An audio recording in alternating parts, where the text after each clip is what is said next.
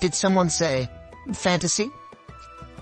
Get ready for another episode of Fantasy Football RPG with Mike and Evan. Let's get into the action. Wizards, warlocks, and wonderful people. It is another episode of the Fantasy Football RPG podcast. We are 2 episodes away from our 100th, so we wanted to do something fun. And now we have Jake and Jeremy here with us. But before we talk about them, Evan, I want to talk to you. How's your head cold doing? Are you okay? Well, yeah, I just woke up from an hour and a half long nap, so came on here just in time to see your smiling face. I hope I make you feel better. But in case you guys didn't notice, it's not just me and Evan. We're also joined by Jeremy. You can find him on Twitter at PopesFFH. Jeremy, how are you? I'm doing. I'm all right. I can't complain too much up here, living the Buffalo life. It's been hot, sticky. Hot and sticky. Just it's doing. Probably less hot and sticky than it is here. Oh, hello, Niper Fox. Good to see you. Gabe Davis season.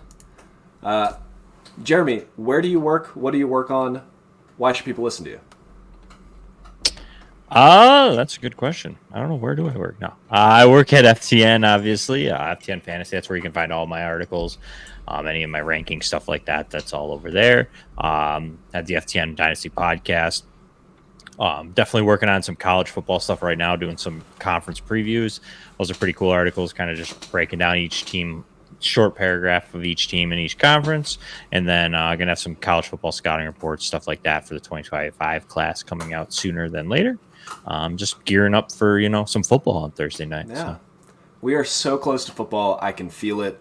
For those of you that are longtime listeners, you should pop by in August. Evan and I are going to be going through the Big Ten, the SEC, and we'll have some fun guests on to talk about that stuff.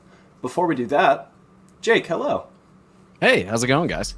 Fantastic. I feel like I haven't seen you in a week. Yeah, I think it was like 8 days ago, so that's pretty close. Or no, it was a week ago today. You're right. I'm wrong. Man, it's been too long. It really has. Who are you? What do you write? What do you work on? Blah, blah, blah, blah, blah. Yep, my name's Jacob Perry. You can find me on Twitter at Perry_FF. All of my fantasy content is through JWB. You can find it all on the JWB YouTube channel, as well as most of my stuff's on Twitter. So that's where you'll find 99.9% of my content. Nice. You did a great little thread today about Nico Collins and Hunter Renfrow. I expected to be mad, but I walked away informed and excited. Like I texted you, I should have just gone full engagement bait. Said that Nico Collins and Hunter Renfrow were very similar through their first 3 years and just left it at that. And then right now posted the follow-up thread. Probably would have been better engagement-wise, but you live and you learn, Yeah, you would have gotten hundreds of thousands of views, but for the wrong reasons. But You without could just further say that Sam Darnold might be the starter for the year. Oof. Never be able to look at Twitter for the rest of the day.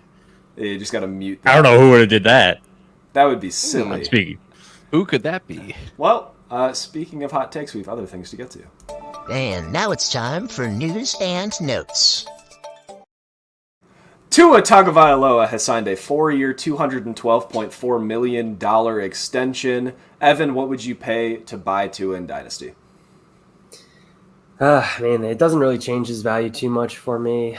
Going from that QB2, top-end QB2 type of production, top of QB2 type of value. Let's see. Give up the 104, assuming that Jaden Daniels is already off the board. Yeah. So you're saying Tua over Drake May? Oh, yeah. Tua over Drake May. All right.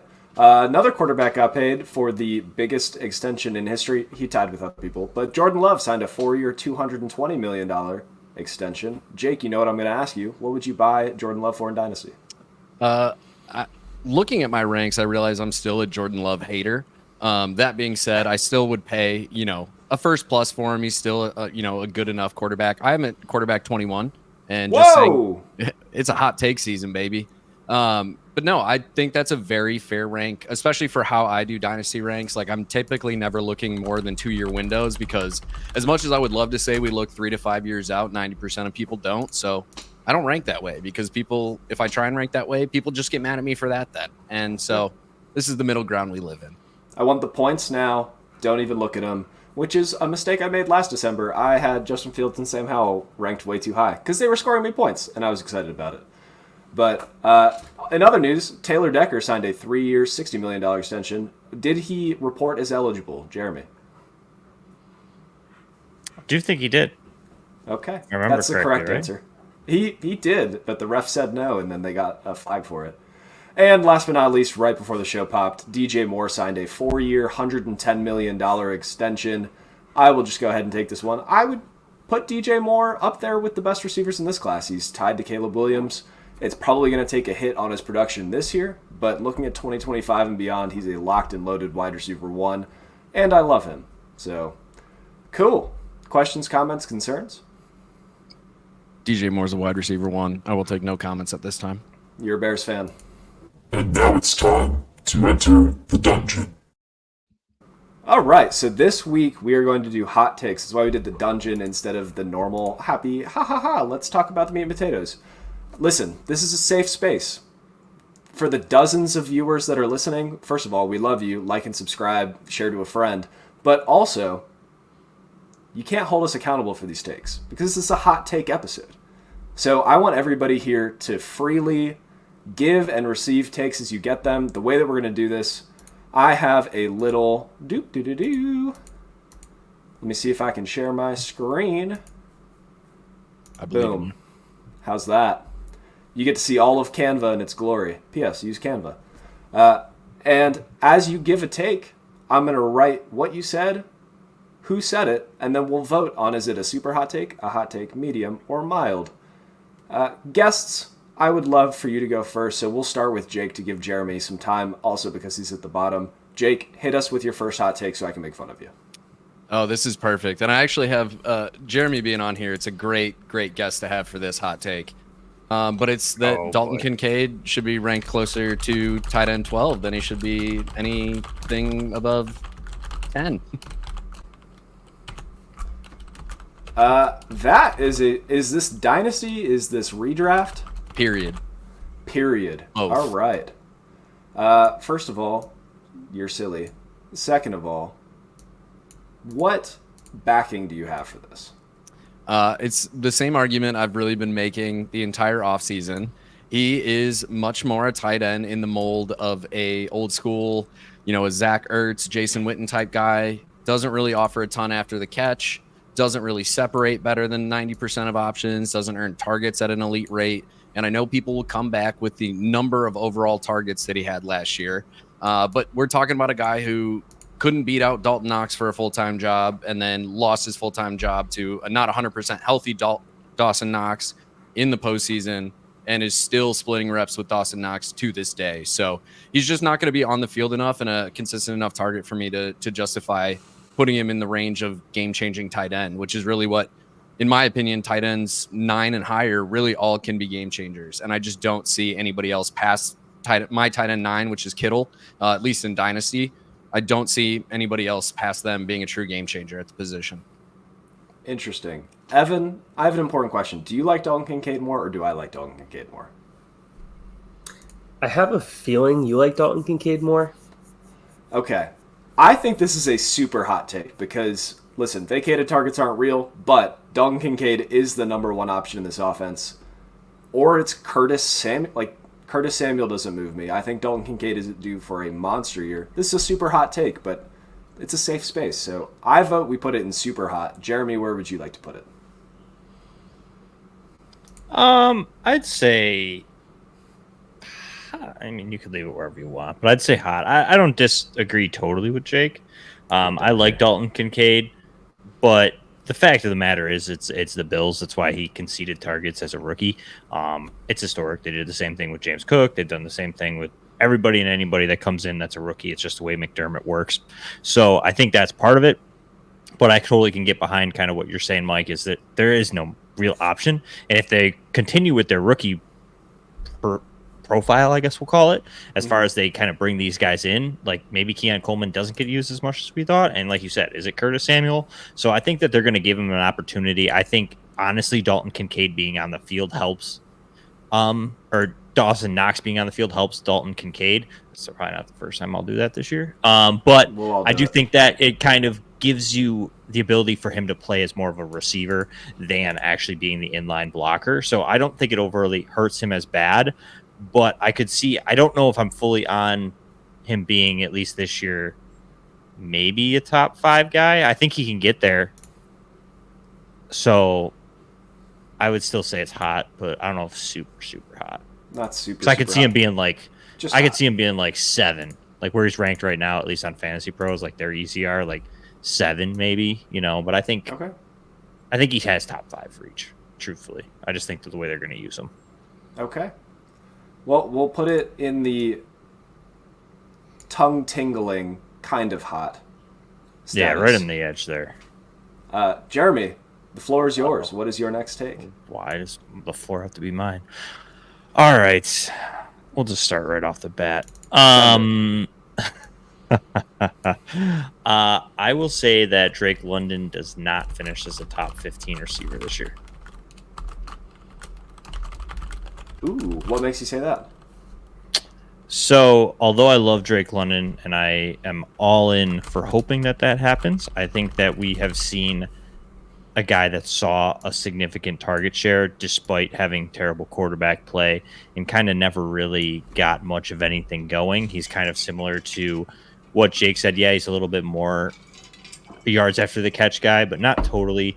We still have Kirk Cousins, although great. We're seeing a guy coming off an Achilles injury. Maybe it doesn't affect him that much, but it's an offense that I still think they're going to struggle to score. I don't think the Falcons are going to be as good as everybody expects them to be.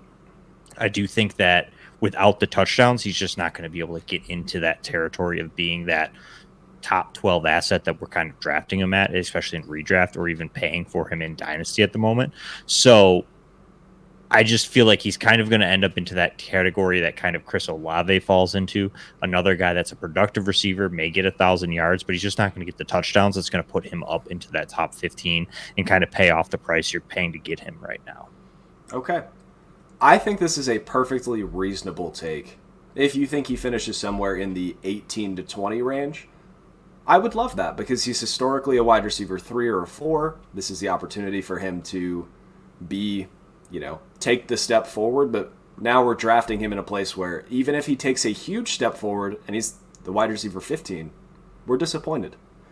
So between the underlying metrics being good, not great, I support this. I think this is a medium take. Evan, what do you think? Yeah, no, I think it's borderline medium and hot because everybody gets all hot and bothered over Drake London right now. Everybody's out here with their pitchforks trying to tear him up, trying to champion him up, and we just haven't seen the production. Yeah, the offense has been stagnant. Everything has gone wrong that could possibly go wrong from a coaching standpoint. For this offense, for Drake, still has Kyle Pitts there, still has Bijan. Is don't forget about Tyler Algier. Oh yes, I forgot to toss that in there. Apparently, he's gonna have a big role. Load. Yeah. The BYU great right there. Yeah. So you put all of that together, and top 15 is just a little rich. I can see right around that fringe wide receiver 1, wide receiver 2. That's kind of the ceiling that I'm expecting out of him. So, yeah. All right. I think you either just punched your microphone or you dove underwater, but I support that. Jake, as an unbiased, you're a Bears fan. You don't really have a lot of pull in Atlanta. You don't really care that much about them. Was the problem with Drake London, was it Arthur Smith? Was it quarterback play? Was it a little bit of both? Where would you put the problem with Drake London being cheeks for fantasy the last 2 years? Yeah, it's definitely not been Drake London. As was kind of brought up already, like the underlying metrics and everything about Drake London as a receiver have been phenomenal to say the least. When we look at guys who can come out and earn a 30% target share as a rookie, pretty rare. Guys who not only earn that, but earn a 30% target share in the red zone, really rare. Guys who are top 2 in target rate overall as rookies, pretty rare. He's just done so many things at such a high level. And, if you look at like his reception perception, he's basically 70 percentile or better across the board. Like I truly just think Arthur Smith's scheme will never truly give us super productive wide receivers. I mean, even if we saw I think we all can agree that AJ Brown is a superior talent to Drake London. They play wide receiver differently, but even AJ Brown's best seasons with Arthur Smith as the offensive coordinator were not that good. And then we saw him get to, a Shane Steichen offense with a better quarterback, and we saw what can happen there. Now we're getting Drake London, albeit, not the yards after the catch guy, not the guy who's going to be a pseudo Cooper Kupp, Puka in a Sean McVay style offense. But we're talking about a guy who can earn volume with the best of them, and even just like a reasonable increase in volume for the offense. Keep his same efficiency stats and throw in a couple more touchdowns, and we're talking about, a potential top 15 guy. I don't think I think kind of that medium hot range is perfect for it where we have it, because to some people it's going to be a super hot take. To most, I think there's more Drake London haters out there than there are lovers and truthers at this point. Yep. He's seemed like a fun guy to hate on this offseason, but yeah, I would love to see a top 12 season out of London. I told you on Twitter today, I think it could happen. But it also wouldn't shock me if it doesn't. Okay. Thank you for the feedback. We will keep it in the medium to hot range. Evan, would you like to go, or do you want me to go? Yeah, so I can take that if my mic sounds better for you, Mike. You sound great. Okay, fantastic. Then I'm going to go with a two-parter here. All right, So Anthony Richardson wins Comeback Player of the Year, and the Colts win the AFC South. I wish this was a hot take to me, but you know that I love Anthony Richardson, so I can't be unbiased about this. So, Jeremy, I'll throw it over to you. How hot is this take, and what feedback do you have for him?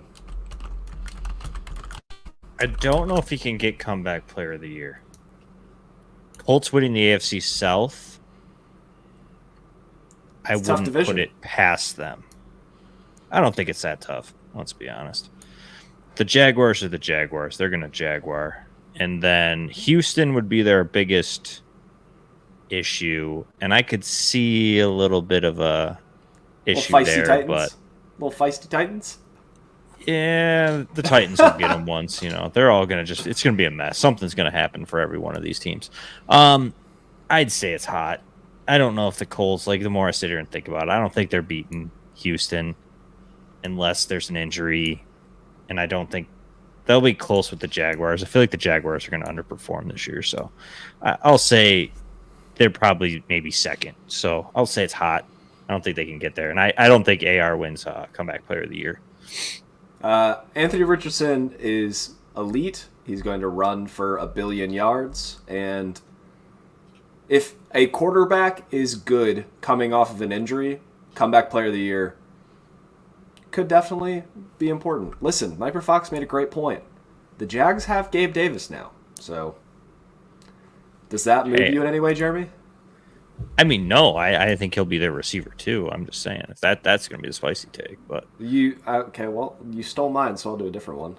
No, you could take it. No, I'm just saying. I agree. I think that it's a good sign for the Jags. But yeah. I mean, your point, Mike, though, there's a ton of quarterbacks that are coming off of injury this year. Yeah. We have Rodgers for Comeback Player of the Year. Yeah. You have Burrow for Comeback Player of the Year. You have Cousins for Comeback Player of the Year. Yeah, I mean, there's plenty of quarterbacks to choose from that could all do it. So, okay. Well, we'll leave that at just hot. And if this is a safe space, I need you all to assure me that this is a safe space before I say this. I would just like to say I think that's a super hot take. Well, I think both halves of it are super hot. We already brought up, Burrow was hurt last year. Deshaun Watson, whatever you think about him, if he finds his old form, he's got a good shot at it. Cousins didn't even play a full season. That's not even considering guys like Nick Chubb could come back out of nowhere. Trevon J.K. Diggs, Dobbins, baby. Back. Yeah, there's so many good players who were hurt last year that part is a little bit spicier to me, especially because being that he's a rookie last year, only played 4 games. Justin Jefferson, they'll probably find a way to give it to him. Yeah, there's so many guys who didn't play full seasons last year, and I think the Colts are probably the 3rd best team in that division. It's a much better division than it's been in years past. So I still think they're, an above 500 team, but they're not beating Houston in my mind. All right. Yeah, a lot would have to break right. At first, I was kind of okay with saying it, and then I think it into my head, and I was like, I love the call out, though. And listen, No one will ever see this ever again. I'm definitely not going to tweet out this graphic as soon as we're done. But moving on. Oh, I need to put Evan's name next to it. You guys probably want to. I was going to say, what does he get amnesty? Yeah, Not fair. Nobody's going to come at him. He runs an anonymous Twitter account. But it doesn't matter. To assure you Everybody previously, hates me. Mike, I love you. Okay. To reassure you, Mike, this is a safe space. If this is a safe space, listen, I'm going to throw this out there. I think Gabe Davis is the wide receiver 2 in Jacksonville. I love Brian Thomas. I think that he's an amazing talent. But NFL coaches, time and time again, are stupid. And Gabe Davis is a great run blocker.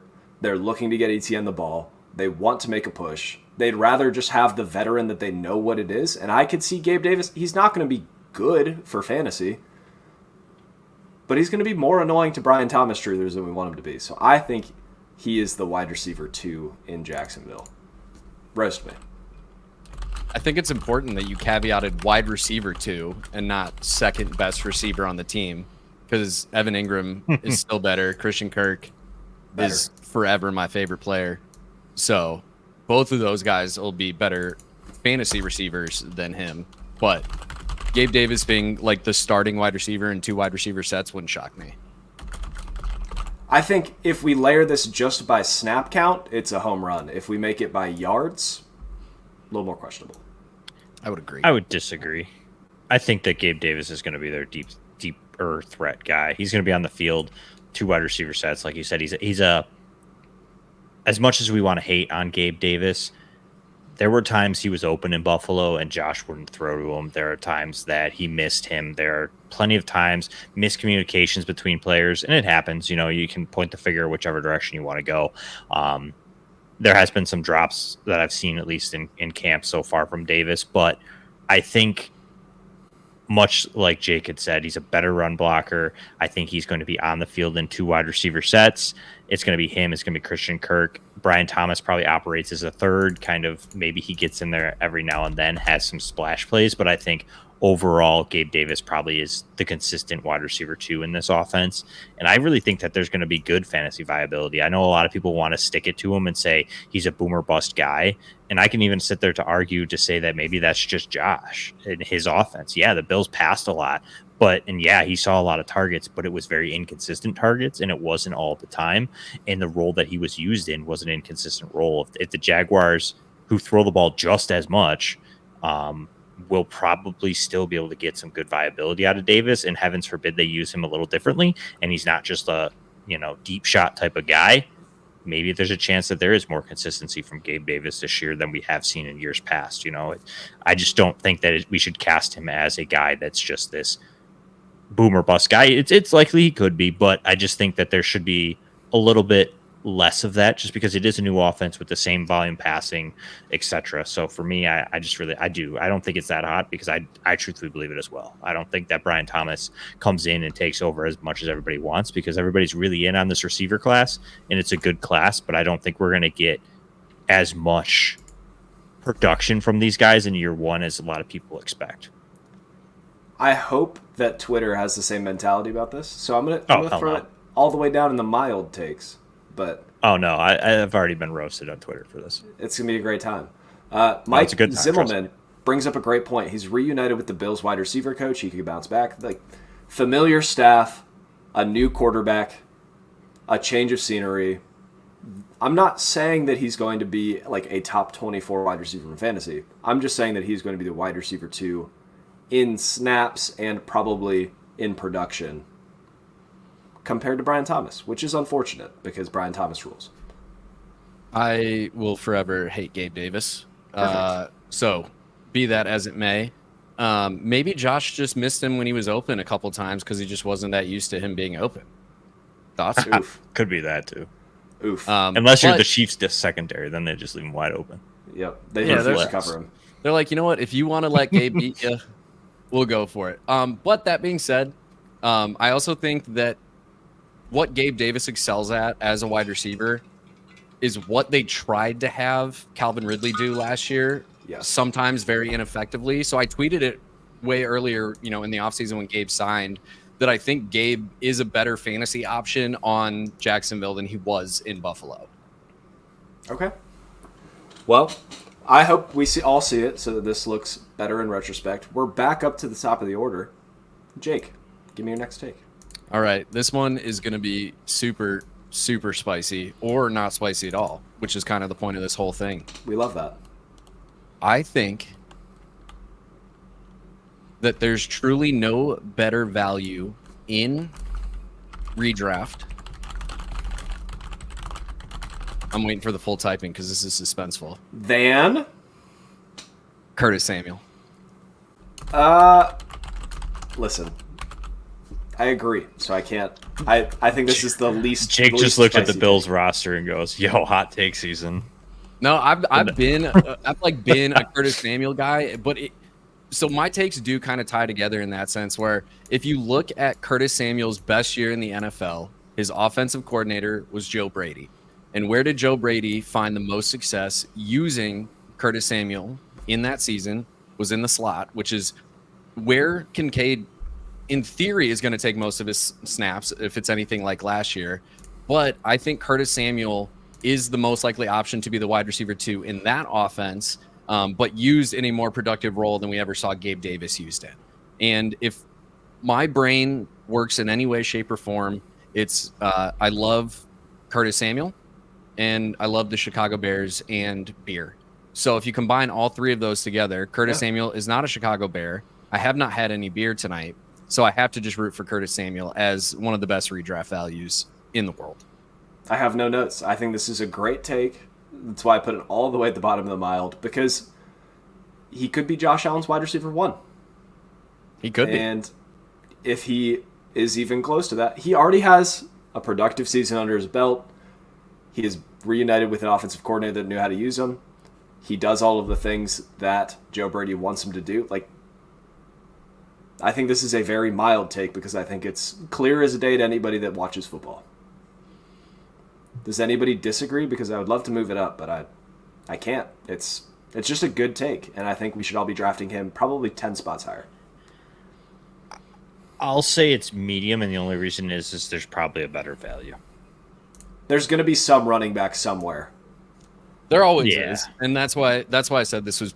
I would expect this to lean more on the super hot side of things because we saw the value options last year coming out of redraft, like Achane turned into a great value, Puka, like guys who were undrafted, and then just Trey McBride, guys who just came out of nowhere and just absolutely smash. But if we're like just looking at redraft ADP this year, I don't think there's been as many clear values as there have been in previous years. In my opinion. So for me, Samuel is one of those guys where he's probably going to fall farther in drafts than most, in most drafts. But I think Samuel, can sneakily be really, really good in this offense. I mean, even last year in Washington, he had a 24% red zone target share. The Bills are going to be in the red zone a whole lot more than Washington was. Fair. Yeah, I think that Samuel, like I said, I think it's a good call as far as like potentially being the best receiver, we'll say, with the Bills. But I just think that there's so many, like you said, Jake, like it's not clear at the moment that there's these values, but there's good value right now, especially at running back, like you said.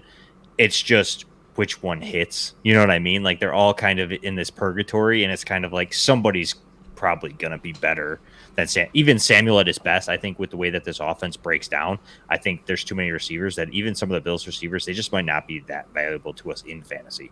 I think ultimately you're not going to get that like Stephon Diggs or Gabe Davis production. Like I think you get a pretty even target share between Samuel, Shakir, Coleman, Kincaid, Knox, Cook, Ray David. Like I think they're just going to go through the Packers of last year. I think they're just going to kind of just let Josh feed whoever the hell's open and just make some plays for us, as opposed to leaning on one guy, because they've seen that this leaning on one guy method hasn't worked for them. It's created great teams, but when it matters, teams will be able to shut down Diggs, and then they were in trouble. And so, like, I think they're trying to go a different route as to, hey, we've got multiple playmakers. Yeah, none of them are the guy, but if you put your top corner, say on Curtis Samuel, Keon Coleman's going to make a play for us, or Kincaid's going to make a play for us. So I think that's kind of what's behind it, at least in their head. So I just don't know if they're even going to be super valuable, truthfully. Any concern that Khalil Shakir becomes the more volume guy? No. All right, next question. Jeremy, give me your next take. All right, I got to go to the well here. The jersey, you can see part of it in the back corner there, but this is super hot. So, are you ready for this? Can't wait. J.K. Dobbins plays all 17 games. And we'll toss in there, and finishes as a top 15 running back. Super hot. I'm putting this all the way up in the super hot category. Yeah, it's super hot because just letting him play 17 games is super hot because I love the kid, but unfortunately injuries have been the end of him. The history of players coming off an Achilles tear is not pretty. No. But if anybody's going to beat it, J.K. Dobbins? He says he's fully healthy. That's good enough for me. He says he's fully healthy, but I also see one of his legs looks like one of Jake's legs, and one of his legs looks like one of Evan's legs. Like, he's just imbalanced completely. He's going to be running like a 1940s running back named Two Shoes McGee. Like, that imbalance like cannot be Daddy good. and Happy Gilmore. Exactly. Hardly to the left. If this happens, I think in the I'll be very offense, happy. yeah, I mean, me too. But I think in the offense, somebody's gonna eat in this offense. Everybody's ready to give it to Kamani Vidal. I love Kamani Vidal. I think that he's an interesting prospect. But outside of injury, I don't know if he gets there. Truthfully, I think if Dobbins can stay healthy, he's going to be the guy you want here. Gus Edwards obviously brings the touchdown intrigue. But he's also another guy that hasn't really been that productive. And it depends on how bad this injury affects Dobbins. Like you said, the numbers are stacked against him, and you're really betting against all odds here. But it's going to be an offense that Harbaugh and Roman are going to pound the rock.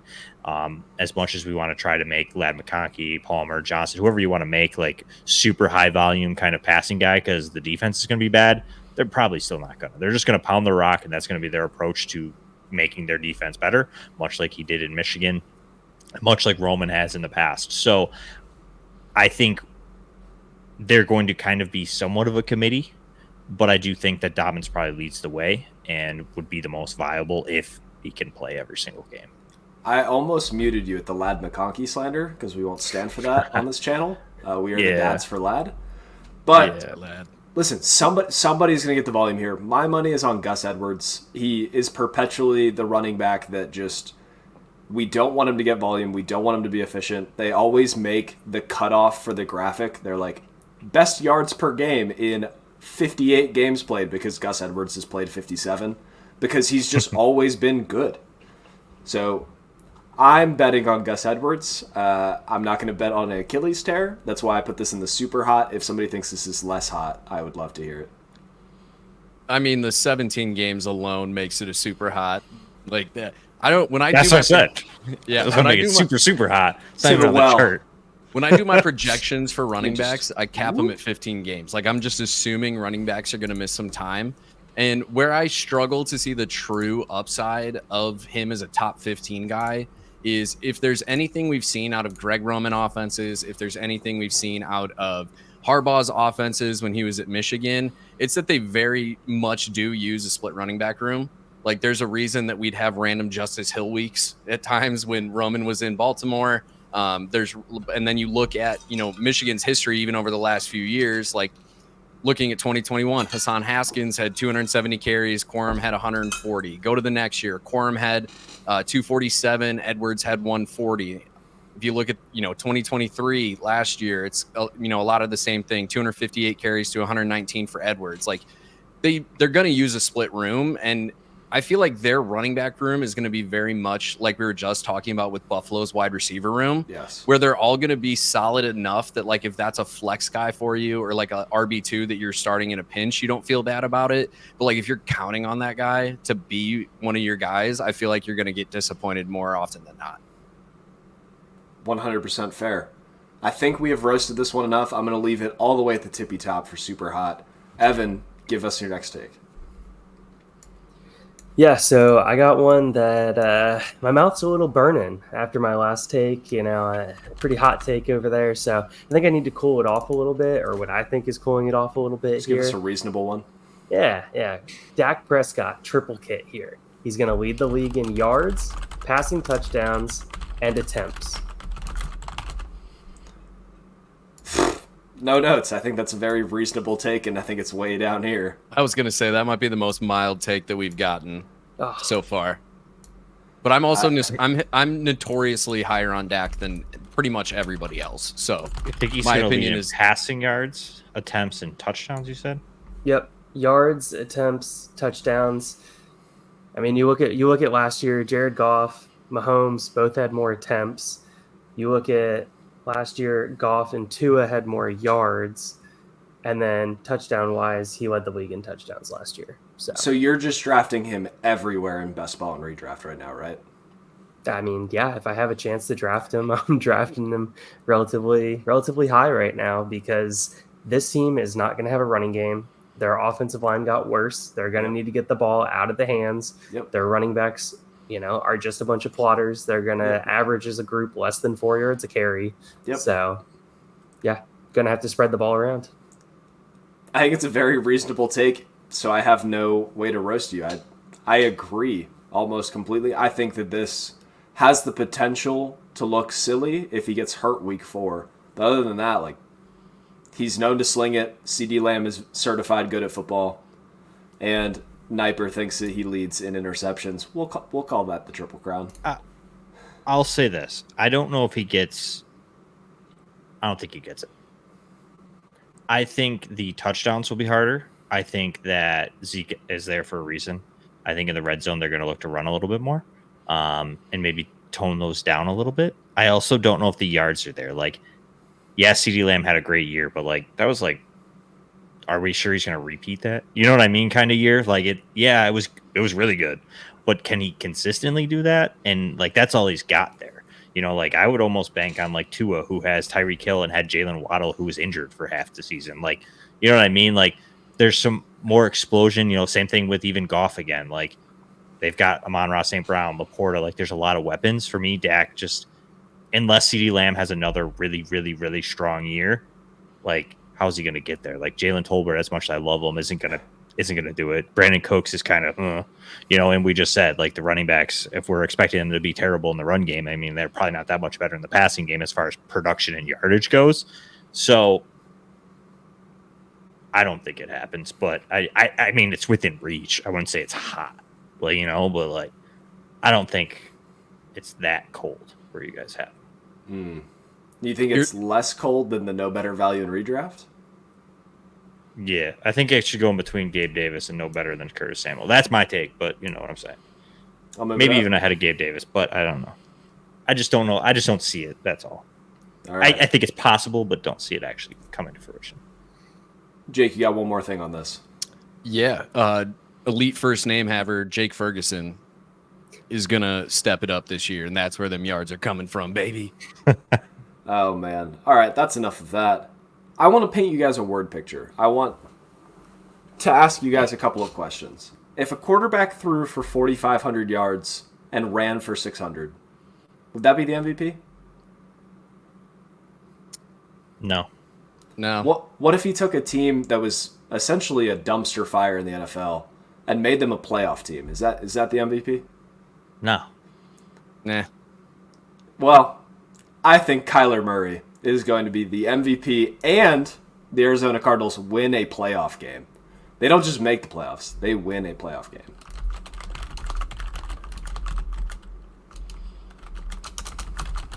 Thoughts? See, it's the MVP part that makes me struggle a little bit to agree, as much as I love Kyler. But I don't really think it's that hot of a take either. I think it's probably the most middle ground take we've made so far. Well, that's good. I have a spot for it then. Does anybody think it's spicier or less spicy? I think so. I don't think Kyler's got MVP talent in him. I don't really think he does. He'd have to. Kyler Murray would Texas have to. Football? He would have to. They'd have to make the Super Bowl for Kyler Murray to win the MVP. 100%. Well, they take regular season only into consideration, allegedly. No, they don't. The voting's done before the playoffs start. Okay. Allegedly. Allegedly. I don't know. I don't see it. I think that if the Cardinals are that good, too many people would be like, well, it's Marvin Harrison, or somebody else. I mean, I know the MVP is a Kyler Murray, Murray or like not a Kyler Murray award. I guess he would win Quarterback award. a quarterback award, but I think that they could kind of link it to say, well, he had Marvin Harrison. Truthfully, like I think you'll see some other players step up at the quarterback position that might be better this year. For example, like C.J. Stroud, Josh Allen. You'll see some of those guys probably be closer. Never heard of him. Patrick Mahomes, maybe. They'll probably try to give it to him or something. When Kyler puts up those numbers, because he has the best wide receiver he's ever played with, he finally has a weapon. He had like DeAndre Hopkins in like his prime. Come on. Okay, well, give Hopkins a little credit. All right, we'll give Hopkins credit. The second best wide receiver he's ever played with, plus Trey McBride, plus James Conner, plus Trey Benson, plus an improved defense, plus an improved O-line. There's a lot of things that make the Cardinals more feisty than people are giving them credit for. And I think the winning a playoff game should get more credit. It's a tough division, though, man. You They think don't they have to get in the play- playoffs? You think 3 of them make the playoffs? I think 2 of them make the playoffs. Oh, so you're kicking the Rams out? Yeah, sorry, Matt Stafford. Time's coming. We'll see. Defense can't get better with Aaron Donald retiring. That's true. What if it does? That would be be hilarious. ridiculous. But, all right, is everybody happy with where this is placed? Otherwise, we're going to go one more round, and then we'll call it a day. Yeah, I'm good. All right. Jake, give us your last take of the evening. My last take of the evening is that Justin Fields wins the starting job out of camp over Russell Wilson. That's a fact already. It might be, but right now, I think a lot of...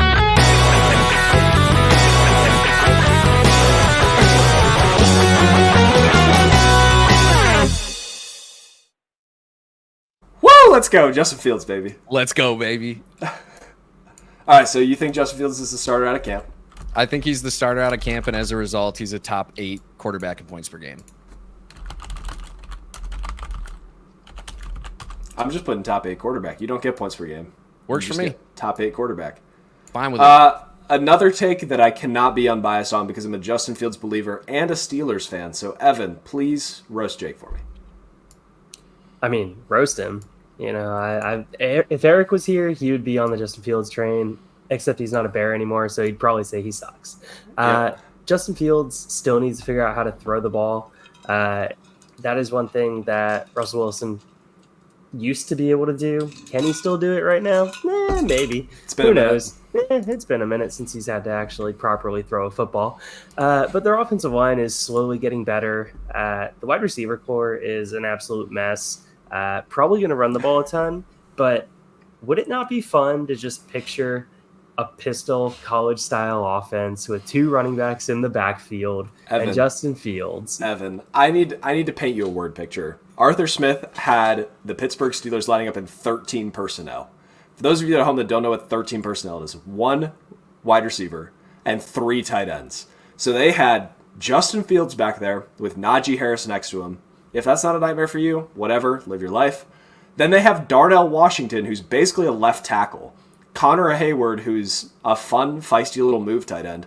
Pat Freiermuth, and George Pickens. If that's not a group of 4 elite blockers, I don't know what is. So, read option. It's back.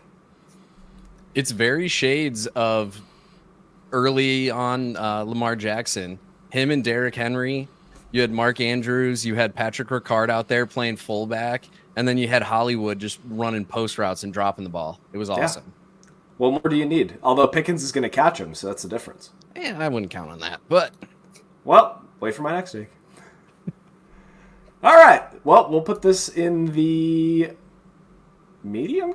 I think this is medium to us, but I think it's super hot to everybody else. It's super hot. There's no Okay. way Fields wins that. Okay. I'm not gonna lie to you.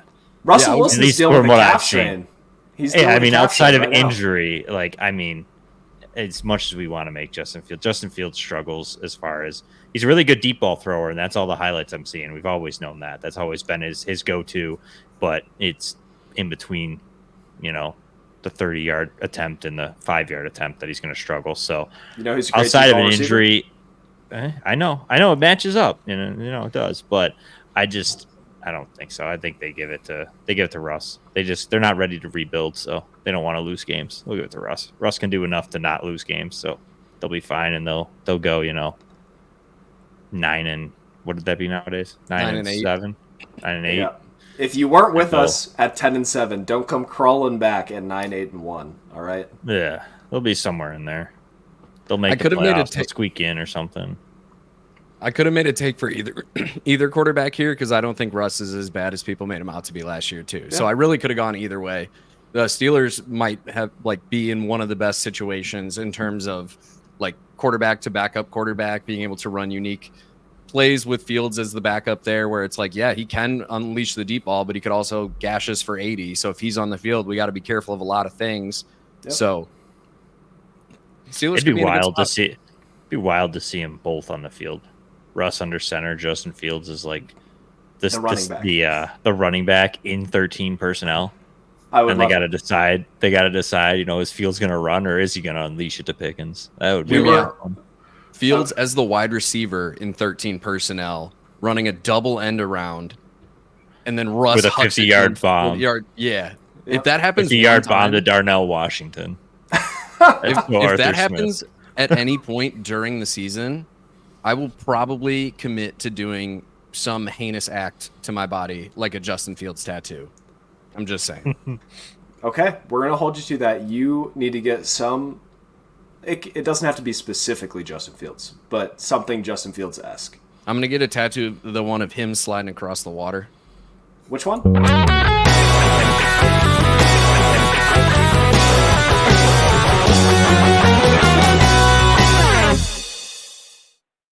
Nah, the one where he's actually sliding.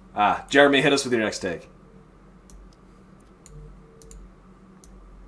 All right, we'll go actual football. We won't go fantasy. I'm gonna say the Bills win the Super Bowl. Oh, I'm taking it. I put the bet in already today, so I'll ride with it. It's gonna be a hot take for people because they think they're gonna be absolutely terrible. But I'm gonna say that the mix of Joe Brady and the lack of having the threat of trying to force it into Diggs gets them over the hump. Defense is better than people think, and they managed to get there. I think getting there would even be super hot, but I think this is a super hot take because Patrick Mahomes still exists. Yeah, they're going to get there. They'll do it. They'll find a way. They were 13 seconds away before. They'll get there. Is it hotter than Justin Fields? No, the Justin Fields one is hotter. We'll put that up here. Yeah. Get that. Does the Justin Fields get the JK play 17 games? That's the biggest thing. I just want to leave with at least the top one. That's all that matters. That's you can have it. I'll give you that one. There's no way J.K. Thomas is playing 17. That's not real. But Bills winning the Super Bowl. Part of me wants to put this in medium because you have Josh Allen. It rules. You have a good defense. Von Miller supposedly looks like Von Miller of old now. Another year removed from that they've injury, been saying that so every year for 7 years. Yeah. The Bills are a good team. The Chiefs are a better one, and I hate them. So, hey, if Keon Coleman's good, this might be. Well, if Keon Coleman's good, let's move this way up here. Whoop. Hottest take: Keon Coleman is good. Listen, the Bills are good, so I will give you a medium take in my mind. But we have too many medium takes, and I think this is probably less hot than the AR take. 100%. But I still would agree. Spicy. It's hard for me. It's hard for me to argue against any solid team being a potential Super Bowl contender because they call football a game of inches for a reason. Like one thing needs to go right, and all of a sudden the Chiefs don't make the playoffs, or Keon Coleman becomes the next reincarnation of Calvin Johnson and puts up a 2,000-yard. Like, there's so many random things that could occur that them making it to and winning the Super Bowl would not surprise me. Yeah, I completely agree. So, is this hotter than Kyler Murray MVP? Yeah, because if that happens, the Josh Allen wins MVP. So move that down. It just keeps moving down. Hmm? We thought it was hot. Is it hotter than Drake London? I think it's hotter than that. It's hotter than that. Yeah. I tell you what, You have more than a 1 in 32 chance because I guarantee the Panthers will not win the Super Bowl. So, Hey, Should have went there. That would have off the the charts. Panthers win the Super Bowl. Broke it. Would have broke it. Should have gone with Bryce Young as a bounce back season, a top 15 quarterback. I messed up. Yeah, well, you still have time. I don't know if that'd be that hot. I'm just saying. No, Continue. it's pretty hot. Thank you. But all right, cool. We feel medium about the Bills winning the Super Bowl. Evan, give us your last take of the evening. Last take of the evening is going to be trying to decide between two here. Give me. Well, I tell you what, while you're deciding what to decide Jacoby on. Brissett. We're going with Jacoby Brissett. Oh, I was going to talk about W, but you do you. Oh, okay. Well, W might help me right now, trying to keep my energy up at work. Yeah, use code FFRPG at checkout. Jitterless energy drink does great things for your body, keeps you awake for all those meetings you just want to take a nap through. Yep, and it's FFRPG at checkout. But yes, Jacoby Brissett will start 8 games this year. I don't think that's that hot. Okay. Does anybody think that's a hot take? I do. You're talking to Drake May's biggest fan over here. I am Drake May's biggest fan. I mean, I love Drake May too. But coaches are stupid. But the No, team's to be honest, yeah, I think it is a hot take for 8 games. I mean, they're going to be out of it by like week 4. So They'll be 0-4. yeah. I mean, so just okay. Let me go through the schedule here. All right, We one, did this on the Bengals. AFC South breakdown. I know. I mean, we're talking through this. Let's do Bengals, Seahawks, Jets. Okay, probably not ready yet. Then he goes to the 49ers. Not starting them then. Yeah. Then you have the Dolphins coming to them at Gillette. Maybe you give him the reins then. Then you have the Texans coming to Gillette. You go against the Jaguars, which is being played overseas. Probably not starting him in an overseas game. Nope. And then you get the Jets coming into Gillette. And then you get to week 9 when you have the cakewalk of the Titans. I think week 9 So- makes a ton of sense. That's probably where this came from. I'm glad I could inspire you. I don't think this is that hot. Yeah, I think the struggle is like you kind of got to there, Evan, of like, I was looking at it the other day because I was thinking about the same thing. Like, they don't have a good spot to start Drake May. Week Like, 9 against the Titans. their bye week is so early that it's kind of like, It's unless so you've late. decided it's over, isn't it? Or is it late? Yeah, the bye week's late in the season. I think they're Oh, yeah, what, it's week like 12 or 14 13. something. 14, that's what I saw, yeah. Yep. Which would be almost too late to throw them to it. So, I don't know. But I think 8, I think it's not that spicy. Because I it think depends, you just but- got to send it and put the dog right into the fight and just let Drake May go lead the New England Patriots to the Super Bowl. That would be a spicy take. That would be a very spicy take. But I think Gerard Mayo is such a player's coach, and he's a guy who's been in situations where, you know, he's seen guys who necessarily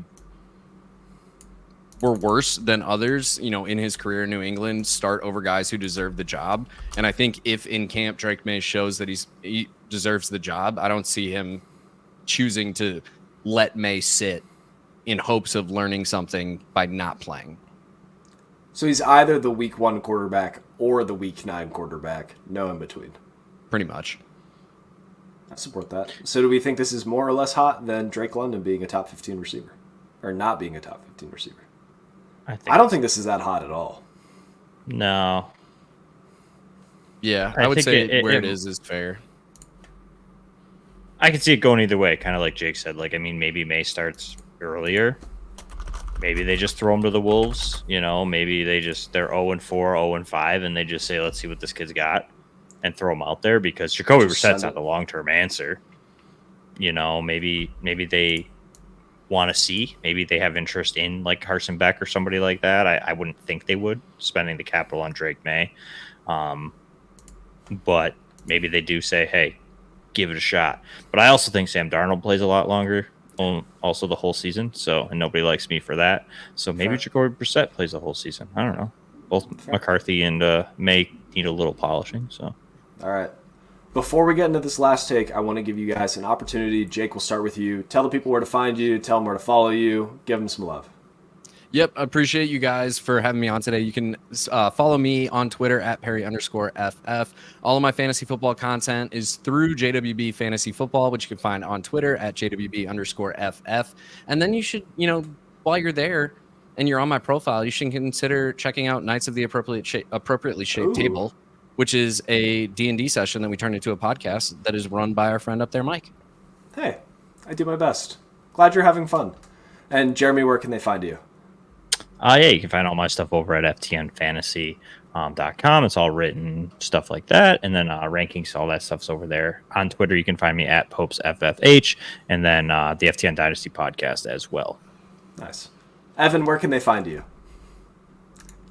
You can find me running the RPG Twitter account because I hate social media. Yeah, refuse to have a personal one, just stealing Corey's. All right, last take of the evening. I wanted to make it a spicy one, and I hope you all agree with me, but I don't think Jake will. George Pickens. Do you guys know where this is going? Mm-hmm. He's top 12 wide receiver, and I'll accept no feedback. Thanks for a great show, everybody. Bye. You're so bland, Mike. It's the most Mike take of all time. Is there like a no sauce pick? Is that an option here?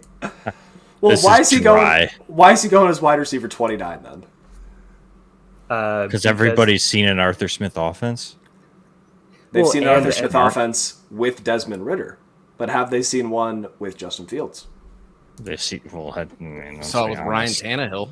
Yeah, and who's a better quarterback, Ryan Tannehill or Justin Fields?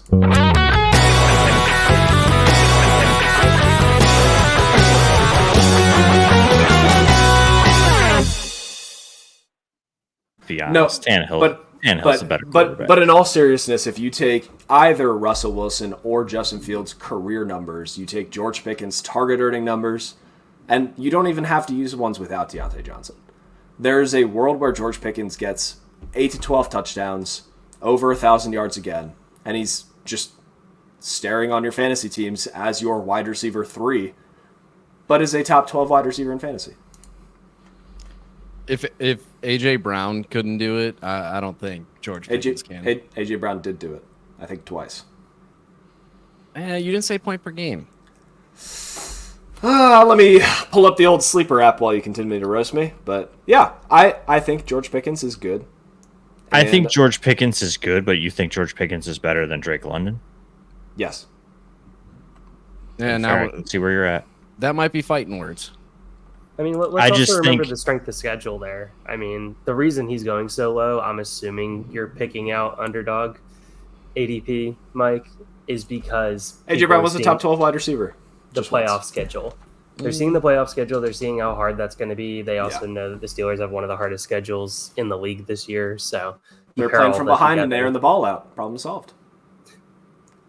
Remember, if your team doesn't do that.